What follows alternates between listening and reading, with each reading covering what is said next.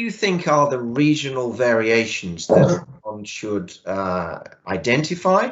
And how do you think that that's going to play out in the future in pushing forward the quality of Yemeni coffee? So I think it's going to be an extremely important part of marketing and the growth of the industry in the future. As we've seen in places like Ethiopia and Guatemala, where there's a clearer understanding of regional specificity and flavor, it's really beneficial for buyers and sellers. There's other places where we don't know a lot. When I buy Kenyan coffee, I don't know much about what region it's from. It's more of a grade system and then a flavor, but I don't know much about the regions there. Burundi, kind of the same. Colombia, there's a few regions we kind of know about and talk about, but it's not well known. And so I think there needs to be more work done in figuring out what are the regional flavor specificities. I know that they're there, but I don't think I've had enough data collection to be able to make a statement of, Bora is like this and Haraz is like that and Ib is like this, but I think it's really needed. I know there's a little bit of work on the ground going on about mapping. Some is varietal mapping, but then I think more from a commerce perspective, I think we need to do a flavor map where we gather enough samples from each region and enough calibrated cuppers together to be able to do blind cupping and then figure out what are those regional flavor specificities and then be able to market them like that. I know when I first started traveling to Yemen, everything was mocha this and mocha that. And one of the suggestions that we strongly gave and continue to give is that, yes, there's a lot of nice, wonderful chocolate flavors in Yemeni coffee, but this mocha concept is not going to be what leads Yemeni coffee into the future in the specialty industry.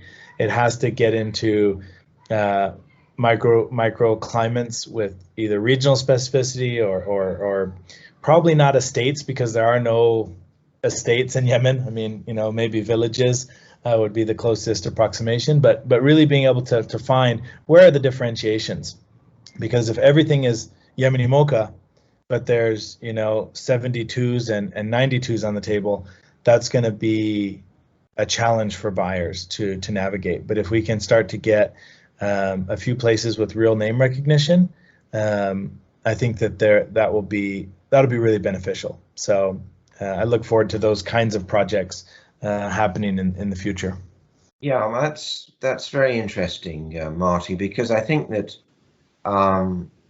maps with flavor profiles are easy to understand, as you say, from a roaster's perspective. And if he sort of hones in on a region and his marketplace has a particular palate preference, then that might be something that will allow that particular customer to become a loyal supporter of Sheba, which is obviously very important, but it's particularly important for us to target the right regions at the right markets for all the Yemeni producers that we work with.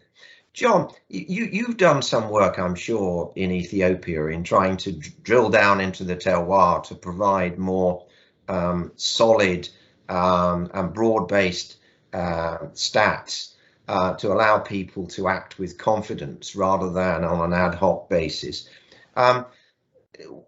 Where do you think, with that experience and what Marty's referred to in terms of mapping, that we could look to go in the future in Yemen and imprint some of those external skills and processes and bring them to bear? Because obviously Sheba has the resources and the interest to collaborate with other major coffee houses working out of Yemen.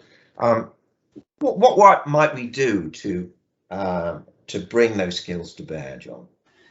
Yeah, I mean, to Marty's point, I think one of the things that sort of makes it a little bit more difficult potentially to start off with in Yemen, but I think it's a solvable question, is kind of which land races are grown where, and whether or not sort of the same land race is being called the same thing in different regions, because and how the specificity of genetics has evolved over time there. And I think potentially one interesting case study to look at is Rwanda, because NAIB, in partnership with USAID, a few years ago did a project where, because at that point in time, and I think things will potentially change in Rwanda, is that it was essentially Bourbon cultivar or kind of variations, whether it be Jackson or Mabrizi of Bourbon, that he had this really similarity of kind of genetics. So you could start to look at what was terroir, what created flavor profile. And NAIB ended up, they went with three broad regions. So they went for kind of the northern mountainous areas, then they had kind of this Sun-Hui profile, and this sort of more western lake profile. And it's a more complicated process. And Paul Songer, who I'm lucky enough to know, sort of really good kind of sensory professional, works with ACE, and got his own consultancy, and he's been sort of central to that piece of work. And it's looking at not necessarily sensorial scores, but when you find coffees of high quality, very clean cupping coffees, the sweet, where they have this unique flavor profile, is going into more of a sensory mapping process and looking at qualitative rankings. So what is the intensity of strawberry flavor? What's the intensity of caramel flavor within this? And then just getting highly skilled cuppers, people who know the country, who know the regions, and are okay with, as Marty said, this interesting counterpoint of kind of sweetness and acidity and spice, and trying to sort of say, well, this is the nature of the coffee, and being okay with that, and then exploring and being open-minded to sort of say, well, there was this thing here that I didn't expect. So going with calibrated panels and looking at whether a flavor exists, and if that flavor exists, how much is there? Because I think, to some degree as cuppers, the default position is it defective or is it not defective? And I think that when you're going into quality discovery, it's a very different mental challenge to go through as a sensory analyst. You're exploring, and you have to be much more open. Sometimes mindfulness exercises before cupping sessions can really help. And you go into it in a very open space and see what's there. Because I think I've mentioned to you, John, as well, is one of the things that I found absolutely staggering for the years that I've been cupping Yemeni coffee, and particularly the ones from Sheba. I've never had a phenolic cup in all the coffees I've had, and that's exceptional. I mean, I've cupped hundreds, if not into the thousands of cups of Yemeni coffee now, and never had one single phenol. And I think that's staggering to actually just to bring that point. Thank you very much for that, John. Alan, I mean, when I look at a Burgundy, say a white Chardonnay, and somebody says to me, do you want a Perrier or a Charme? I'd probably go for the Perrier because I'm a rock hound rather than a Charme copy. It's that are very mineral and linear, and I don't like road. And I have a friend who I buy with, and we laugh about this down the years. Everybody has their preferences. Have you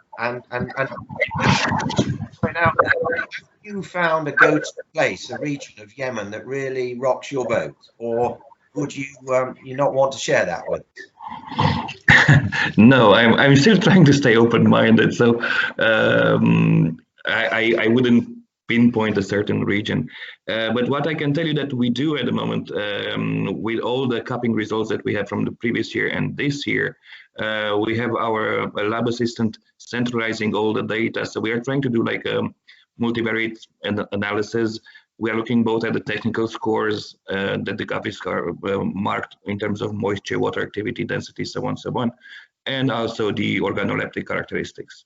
And we are trying to group them by regions. Now, it is a bit of a complex work in here, so we don't have a deadline yet. So our lab assistant can allocate only very little time. So I think that it will be ready probably in 3 or 4 months, all this. But what we're trying to do is to group all the flavor profiles per region and then try to find the common ones for each region. And then out of those to select some common ones for the whole country.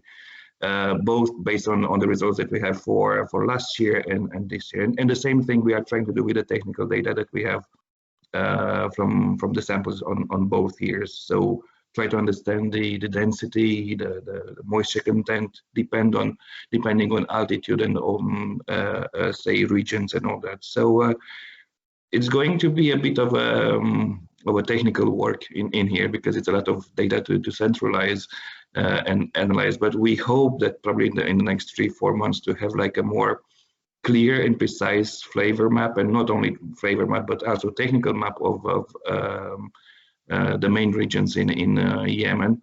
And then obviously this can help, you know, not only the roasters to select coffees, but also the green coffee buyers to know what they are looking for, and generally speaking, an importer or an exporter, what to look into a Yemeni coffee, what they should expect, and what would be a surprising rather sample of coffee. So this is about what we do at the moment in relation to the Yemeni coffees. In terms of preferences, as I said, I'm always staying open-minded, and I prefer to say that I don't have too many favorite regions, and I'm trying to enjoy as many regions as possible. So or origins as well. So yeah. Regardless of region or say certain characteristics, I'm trying to enjoy any type of coffee that I'm getting on the table. Very good answer. Very good answer. Thank you very much, gentlemen. I mean, it's quite clear that there is an awful lot of work in progress, and because the country has not been exposed to the levels of interest and rigor that you guys are bringing to bear for very long, we're all on a sharp learning curve. And I think it's absolutely right what you say, Alan. Keep your mind open. Don't have any presuppositions, and don't jump to any premature conclusions. Lots of moving parts, and over the coming years, it's going to be a very exciting journey for us all.